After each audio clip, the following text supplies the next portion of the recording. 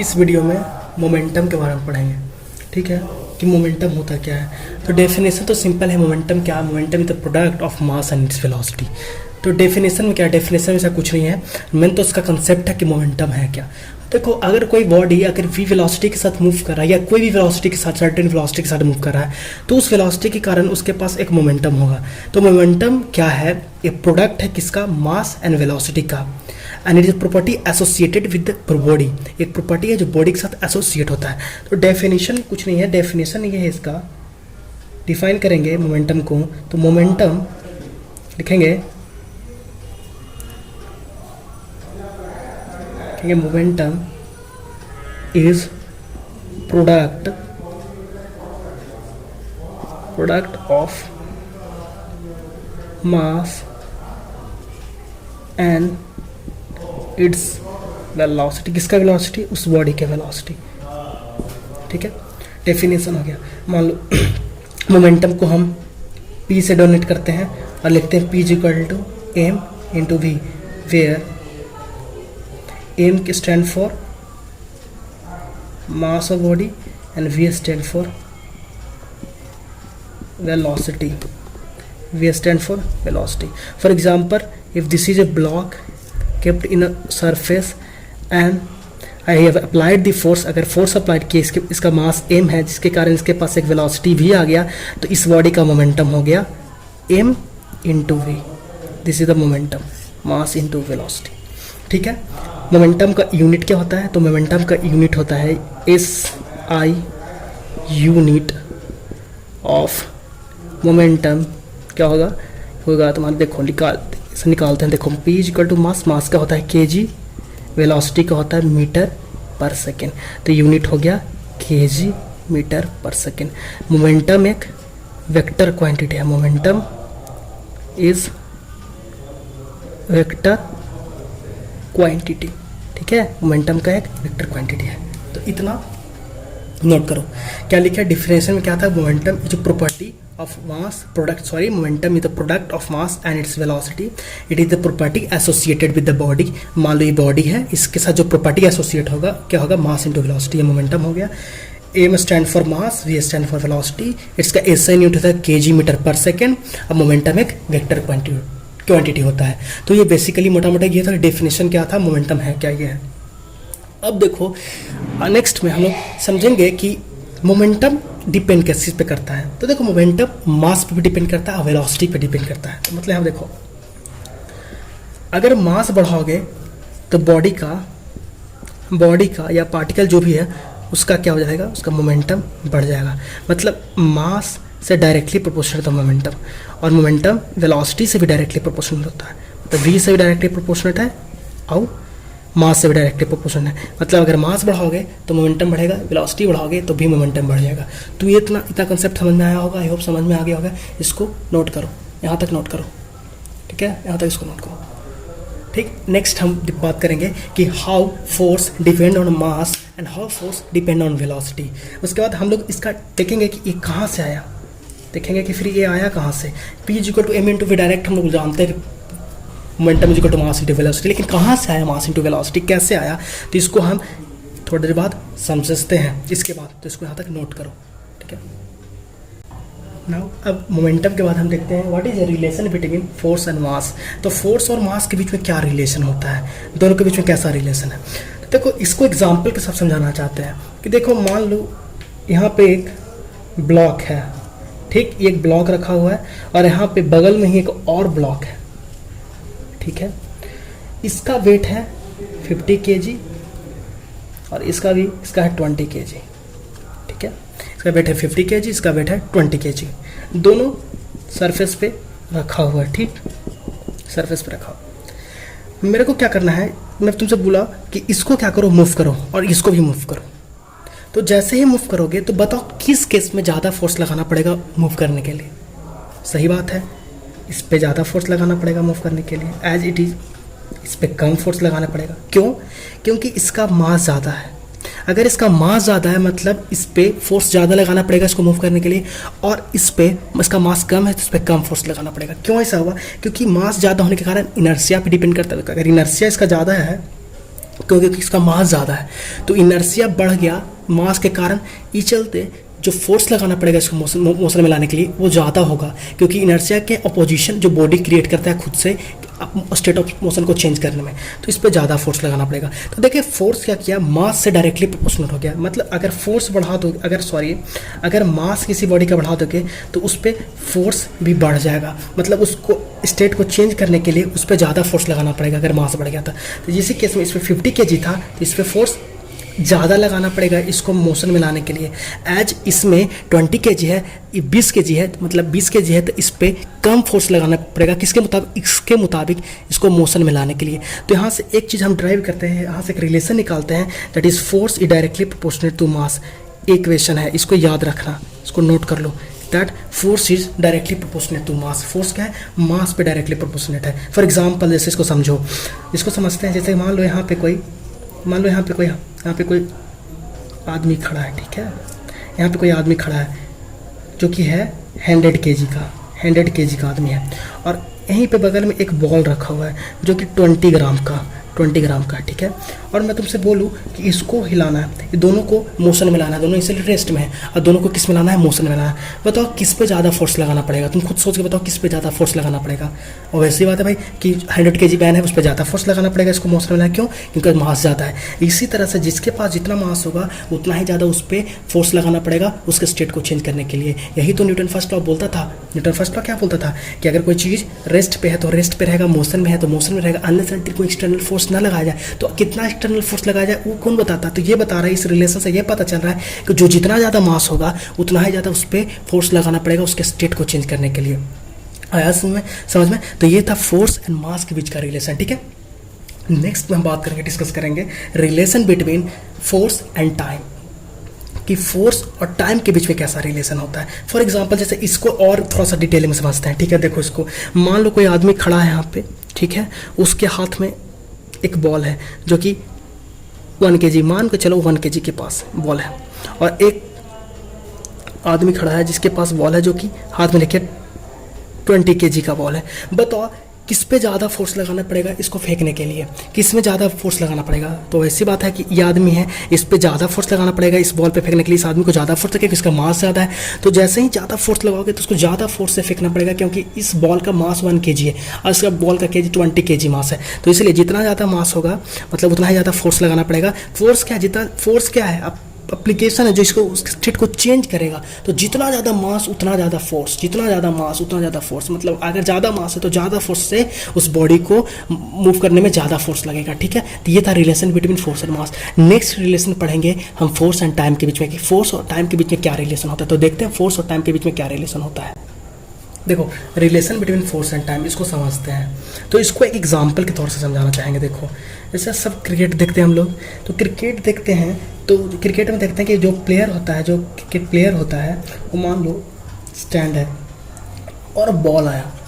तो अगर बॉल आया तो क्या किया, बॉल आ रहा है इसके हाथ में है, तो देखना कभी ऑब्जर्व करना, जो क्रिकेट प्लेयर होता है ना वो हाथ को पीछे मूव करता है। क्या करता है, जैसे कैच करते समय वो हाथ को पीछे खींचता है, पीछे किया, पीछे करने के बाद वो कैच करता है। क्यों ऐसा करता है, इसलिए करता है कि देखो वो बॉल है, बॉल के पास एक वेलोसिटी है, इसके पास एक मास है, तो मास वेलोसिटी होने का इसके पास एक मोमेंटम होगा। क्यों, अगर हर एक बॉडी जिसके पास वेलोसिटी है उसके पास मोमेंटम होता है। तो क्या किया कि हाथ को पीछे करने के कारण क्या किया कि हाथ को इसलिए पीछे किया क्योंकि ये मोमेंटम को रिड्यूस किया। क्यों, कैसे रिड्यूस किया, तो इसको समझते हैं। देखो याद रखना कि जो फोर्स होता है वो टाइम का इन्वर्सली प्रोपोर्शनेट होता है। कैसे होता है, इन्वर्सली प्रोपोर्शनेट होता है। मतलब अगर तुम टाइम को बढ़ा दोगे तो इम्पैक्ट ऑफ फोर्स घट जाएगा। समझो क्या बोलना चाह रहा है, टाइम को बढ़ा दोगे तो इम्पैक्ट ऑफ फोर्स घट जाएगा। क्या इम्पैक्ट बोल रहे हैं, इम्पैक्ट ऑफ फोर्स मतलब जैसे समझो इसको एग्जाम्पल के तौर पे, ये आ रहा है, मान लो बॉल है, तो बॉल आया, हाथ पे गिरा, डायरेक्ट गिरा, मतलब ये क्या किया, इसमें हम टाइम को क्या किए, टाइम को घटा दिए, तो क्या फोर्स का इम्पैक्ट बढ़ गया। लेकिन यही यहाँ पे है, इसको हम इस तरह से कैच किए, थोड़ा पीछे से कैच किए, तो क्या किए हम, टाइम को बढ़ाएं, तो फोर्स, इम्पैक्ट ऑफ फोर्स घट गया। मतलब एग्जाम्पल के तौर पे मान लो तुम किसी को मारो यहाँ पे है, मान लो कोई ऑब्जेक्ट है, इसको तुम हिट किए और मान लो हिट किए और ये मूव नहीं किया, इसका मतलब तुम टाइम को क्या किया, टाइम को घटा दिए तो इम्पैक्ट ऑफ फोर्स बढ़ गया। तो इम्पैक्ट ऑफ फोर्स बढ़ गया मतलब उस बॉडी पे ज़्यादातर कस के हिट होगा। उसी तरह से अगर प्लेयर है जो खेल रहा है और बॉल आया नहीं हो तो उसको कैच करने के लिए क्या किया, पीछे हाथ करता है। तो पीछे हाथ करके क्या किया, वो टाइम को बढ़ाया। तो टाइम बढ़ाया तो मतलब इम्पैक्ट ऑफ फोर्स घट गया। तो इम्पैक्ट ऑफ फोर्स घट गया मतलब बॉल अब छिटक के बाहर नहीं जा सकता है, मतलब वो पीछे खींच करके उसको कैच किया, अच्छा से कैच कर लिया, क्योंकि मोमेंटम को कम कर दिया। इसलिए याद रखना फोर्स जो है टाइम से इन्वर्सली प्रोपोर्शनेट होता है। अगर तुम एनी हाउ टाइम बढ़ाओगे तो फोर्स घट जाएगा, अगर फोर्स घटाओगे तो टाइम बढ़ जाएगा। इसी तरह से अगर टाइम घटाओ तो इम्पैक्ट ऑफ फोर्स बढ़ जाएगा, इसलिए टाइम बढ़ाओ तो फोर्स इम्पैक्ट बढ़ जाएगा, घट जाएगा। तो ये है टाइम और फोर्स के बीच में रिलेशन, टाइम और फोर्स के बीच में रिलेशन। तो इसको ध्यान से रखना। इसीलिए कभी देखना तो प्लेयर इसलिए प्लेयर हाथ को पीछे खींच के कैच करता है, कभी भी प्लेयर डायरेक्ट कैच नहीं करता। उसको पता है कि डायरेक्ट कैच करेगा तो इम्पैक्ट ऑफ फोर्स बढ़ जाएगा। अगर इम्पैक्ट ऑफ फोर्स बढ़ गया तो कैच नहीं कर पाएगा सही से, वो बॉल क्या होगा, टकराएगा और बाहर हाथ से बाहर छिटक जाएगा, निकल जाएगा। इसलिए एक तो सेकेंड रिलेशन है, one of the most important relation. इसको हम इस कंसेप्ट में इसको दिमाग में रखना कि एफ जो है फोर्स है ये टाइम के इन्वर्सली प्रोपोर्शनेट होता है। अगर टाइम बढ़ेगा तो फोर्स घटेगा, फोर्स बढ़ेगा तो टाइम घटेगा। तो इंपॉर्टेंट है, इसको हमेशा याद रखना। ये एग्जांपल है, देखो इस इलस्ट्रेशन में जो दिखा रहा है ना, इस इलस्ट्रेशन में वही एग्जांपल है, एनसीईआरटी का एग्जांपल है। एनसीईआरटी, ये एनसीईआरटी का एग्जांपल है, समझना। एनसीईआरटी में ये दिखाया गया कि देखो किस तरह से प्लेयर है कि बॉल को कैच कर रहा है, तो फोर्स और टाइम के बीच में इन्वर्सली प्रोपोर्शनेट का रिलेशन होता है। इसको इस तरह से भी समझ सकते हो, जैसे कि मान लो कोई एक मान लो ग्लास है जो किसी हाइट पे रखा हुआ है, किसी हाइट से उसको गिराया गया, ठीक है। अब मान लो यहाँ पे सरफेस है, ठीक, यहाँ पे कोई स्पंज है, मान लो कोई स्पंज है जो कि दबता है, उस पर गिरा। तो जैसे ही ग्लास को गिराओगे और मान लो टाइम को बढ़ा दिए, स्पंज है और मान लो गिरने के बाद ये क्या हुआ कि ये थोड़ा झुका, कंप्रेस्ड हुआ। कंप्रेस्ड होने के कारण क्या होगा, तो जैसे ही कंप्रेस्ड होगा तो टाइम को बढ़ा देगा, और जैसे ही कंप्रेस्ड हुआ तो टाइम बढ़ गया। टाइम बढ़ गया तो इम्पैक्ट ऑफ फोर्स है जो घट जाएगा। टाइम बढ़ गया अगर तो इम्पैक्ट ऑफ फोर्स घट जाएगा। अगर इम्पैक्ट ऑफ फोर्स घट जाएगा तो इस हो सकता है कि मोस्टली चांस है कि ब्रेक नहीं करेगा ग्लास, लेकिन अगर टाइम घट गया फोर्स बढ़ गया तो हो सकता है ब्रेक कर जाए। तो ये सब बेस्ट एग्जांपल, इसको समझो इलस्ट्रेशन को कि देखो कि फोर्स और टाइम के बीच में क्या रिलेशन है। तो फोर्स टाइम का इन्वर्सली प्रोपोर्शनेट होता है, इसको हमेशा याद रखो। नेक्स्ट बात करेंगे relation between force and velocity, कि फोर्स और वेलोसिटी के बीच में कैसा रिलेशन होता है। तो उसको देखते हैं कि फोर्स और वेलोसिटी के बीच में कैसा रिलेशन होता है। तो इसको इरेज करते हैं, अब लिखेंगे फोर्स एंड वेलोसिटी के बीच में रिलेशन। उसको भी एक एग्जांपल के तौर से समझाना चाहेंगे। देखो relation between force and velocity, force और वेलोसिटी के बीच में कैसा रिलेशन होता है। तो याद रखना फोर्स इज डायरेक्टली प्रोपोर्शनेट होता है वेलोसिटी का। कैसे, इसको एग्जांपल के तौर पे हम समझाना चाहेंगे। इसको थर्ड इक्वेशन मान लो, इसको थर्ड इक्वेशन मान लो। कैसे हम इसको समझाना चाहते हैं, देखो मान लो कि एक प्लेयर है या कोई आदमी खड़ा है सरफेस पे और ये बॉल को फेंका, ठीक है, और यहीं पे एक और आदमी है जिसके हाथ में एक रैकेट है, एक हाथ में उसके हाथ में क्या है, रैकेट है, ठीक है, और उस रैकेट से उसने बॉल को हिट किया। बताओ किस केस में फोर्स ज़्यादा होगा, तुम खुद से सोच के बताओ किस केस में फोर्स, इम्पैक्ट ऑफ फोर्स ज़्यादा होगा, किस केस में फोर्स ज़्यादा। इम्पैक्ट ऑफ फोर्स और फोर्स दोनों सेम है, दोनों में कोई डिफरेंस नहीं है। इसको मतलब कुछ ये समझना है कि इम्पैक्ट ऑफ फोर्स कुछ और है, फोर्स कुछ और नहीं। इम्पैक्ट ऑफ फोर्स जो लग रहा है टाइम पे डिपेंडेंट है या इंडिपेंडेंट है उस पर बोल रहे हैं, फोर्स और इम्पैक्ट ऑफ फोर्स दोनों सेम है। तो देखो और ऐसी बात है कि जो ये आदमी हिट करेगा, ये जो टेनिस से हिट करेगा, उसके पास क्या होगा, फोर्स ज़्यादा होगा, क्योंकि उसके पास वेलोसिटी ज़्यादा होगा। इस बॉल के पास ज़्यादा फोर्स लगेगा क्योंकि उसके पास वेलोसिटी ज़्यादा है। आदमी नॉर्मल एक आदमी हाथ से फेंकता है तो उसके पास उतना वेलोसिटी नहीं होता as compare to tennis ball से हिट करो। तो फोर्स किस केस में ज़्यादा होगा, फोर्स इस केस में ज़्यादा होगा। क्यों फोर्स किस से ज़्यादा होगा, क्योंकि इसके पास वेलोसिटी ज़्यादा है। इसी तरह से इसके पास फोर्स कम होगा क्योंकि इसके पास वेलोसिटी कम होता है। उसी तरह से जैसे समझो, मान लो कोई यहाँ पे एक बॉल है, ठीक है, ये बॉल है, ठीक है, बॉल है, मतलब यहाँ पे कोई आदमी खड़ा है और बॉल को किक किया, तो बॉल को किक किया, ठीक है, तो बॉल को किक किया तो बॉल यहाँ टकराया और इस पे आके रिटर्न लग जाएगा, टकराया और इस पे रिटर्न लग गया। तो मान लो अगर ये कस के ज़्यादा वेलोसिटी के साथ नहीं हिट किया होगा तो मतलब इस पे इम्पैक्ट ऑफ फोर्स होगा, कम लगेगा। लेकिन अगर उधर ही एक अदर पे मान लो कोई और आदमी है, कोई बंदा है खड़ा है, ठीक है, और बॉल को कस के हिट किया तो मतलब जितना कस के जितना ज़्यादा से वेलोसिटी होगा उतना ज़्यादा इस पर इम्पैक्ट फोर्स लगेगा और उतना ही ज़्यादा कस के ये जल्दी पीछे बैक फेंक करेगा। इसीलिए याद रखना फोर्स जो होता है वेलोसिटी के डायरेक्टली प्रोपोर्शनेट होता है। इस थर्ड इक्वेशन हो गया। अब देखो हम क्या करेंगे, हम फर्स्ट और थर्ड इक्वेशन से एक रिलेशन निकालते हैं, फर्स्ट और थर्ड रिलेशन से हम एक रिलेशन निकालते हैं, फिर इक्वेशन से एक रिलेशन निकालते हैं। तो अब यहाँ पे मैं लिख देता हूँ कि जो हम लोग अभी तक पढ़े हैं उसमें 3 रिलेशन निकाले हैं। पहला रिलेशन निकाले थे हम force directly proportional to mass, second पहला रिलेशन था। दूसरा रिलेशन हम निकाले थे force inversely proportional to time, ये सेकेंड रिलेशन था। और थर्ड रिलेशन था force directly proportional to velocity, ये थर्ड इक्वेशन हो गया। ये 3 रिलेशन हम पढ़ चुके थे। तो फ्रॉम हम लिखेंगे from equation first and third, first and third relation से हम देखते हैं, देखो फोर्स डायरेक्टली प्रोपोर्शनल मास के भी है और फोर्स डायरेक्टली प्रोपोर्शनल वेलोसिटी है। तो क्या हम ऐसा नहीं लिख सकते हैं कि फोर्स जो होगा डायरेक्टली प्रोपोर्शनल मास इनटू वेलोसिटी होगा? क्यों नहीं लिख सकते हैं?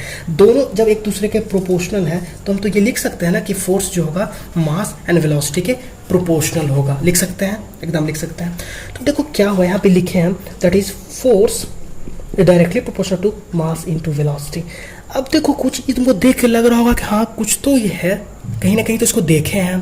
तो भाई यही तो है मोमेंटम, यही तो मोमेंटम है, यही तो मोमेंटम है, मास इनटू वेलोसिटी, यही तो रिलेशन आता है। तो हम लोग क्या करते हैं कि हम लोग बार बार फोर्स को मास इनटू वेलोसिटी की जगह पे नहीं लिखते हैं, उसके जगह पे हम लोग मोमेंटम को एक नया टर्म को हम इंट्रोड्यूस कर दिए जो जिसको हम मोमेंटम बोले, जो कि product of mass in velocity है। तो इसी को हम लिखते हैं F is equal to delta p, that is change in momentum, that is change in momentum, change in momentum, that is change in momentum, force directly proportional to change in momentum. अब देखो थोड़ा सा लग रहा होगा कि चेंज इन मोमेंटम क्या है। तो देखो मोमेंटम क्या है, मोमेंटम कुछ नहीं, मोमेंटम है mass into product of velocity. जैसे मान लो ये बॉडी है, ठीक है, रखा हुआ है, और मान लो वी वेलोसिटी से मूव करने लगा, वी वेलोसिटी मूव करने का लगा, इसके पास मास m है, तो इसके पास इस बॉडी के मास के कारण, इस वेलोसिटी के कारण इसके पास एक मोमेंटम एसोसिएट होगा, that is m into v, right. तो ये हो गया उसका मोमेंटम। लेकिन चेंज इन मोमेंटम क्या है, इसको हम बोल रहे हैं change in momentum, change in momentum. तो चेंज इन मोमेंटम को हम थोड़ा सा डिटेल में समझते हैं। तो पहले इतना नोट करो, ठीक है, यहाँ से कि फोर्स मास के प्रोपोर्शनेट है, फोर्स इनवर्सली प्रोपोर्शनल टाइम है, फोर्स वेलोसिटी के भी प्रोपोर्शनेट है। तो from equation first and third हमको क्या मिला कि फोर्स मास के प्रोपोर्शनल, फोर्स वेलोसिटी के प्रोपोर्शनल, तो फोर्स मास इनटू वेलोसिटी के प्रोडक्ट हो जाएगा, क्या ही नहीं हो सकता, दोनों एक दूसरे के प्रोपोर्शनल तो हो सकता है। तो यहाँ से एक नया टर्म आया जो कि चेंज इन मोमेंटम आया, दैट इज एम वी की जगह पे हम मोमेंटम की जगह चेंज इन मोमेंटम लिखने लगे। That is change in momentum and momentum में थोड़ा सा एक डिफरेंस है और कुछ नहीं। चेंज इन मोमेंटम होता है final momentum minus initial momentum. अब उसको हम समझाते हैं कि मोमेंटम क्या होता है, ठीक है, यहाँ तक कोई दिक्कत नहीं, यहाँ तक समझ में आया हो, ठीक है। आप समझते हैं कि चेंज इन मोमेंटम क्या है, चलो तो आई होप यहाँ तक समझ में आया, इरेज करते हैं। अब देखो चेंज इन मोमेंटम क्या है, देखो इसको थोड़ा समझते हैं।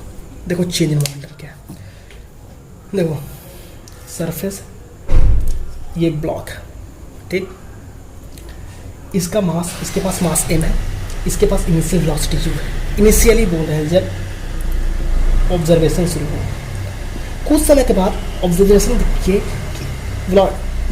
ऑब्जर्वेशन किए तो इसके पास मास m है पर इसके पास वेलोसिटी v आ गया। This is final velocity, final velocity, final velocity,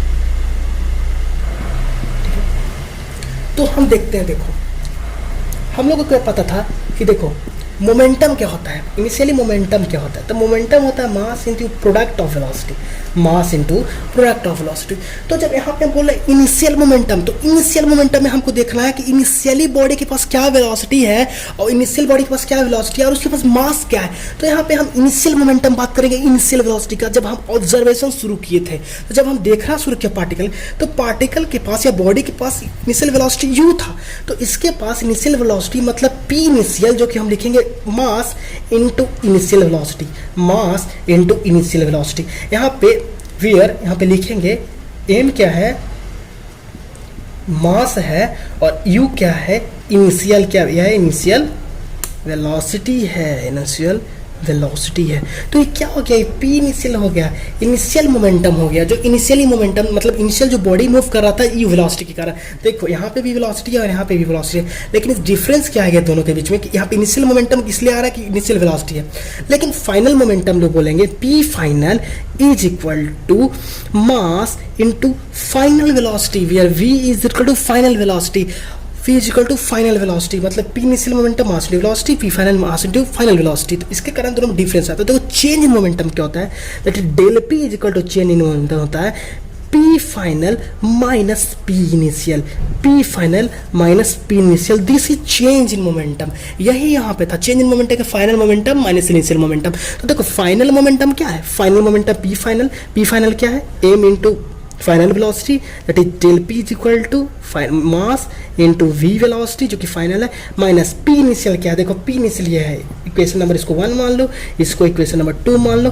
देखो इक्वेशन नंबर 1 से मेरा क्या आएगा, इक्वेशन नंबर 1 से मेरा आएगा initial momentum that is mass into you. तो देखो चेंज इन मोमेंटम क्या आ गया, मास कॉमन ले लिए v minus u, this is equal to change in momentum.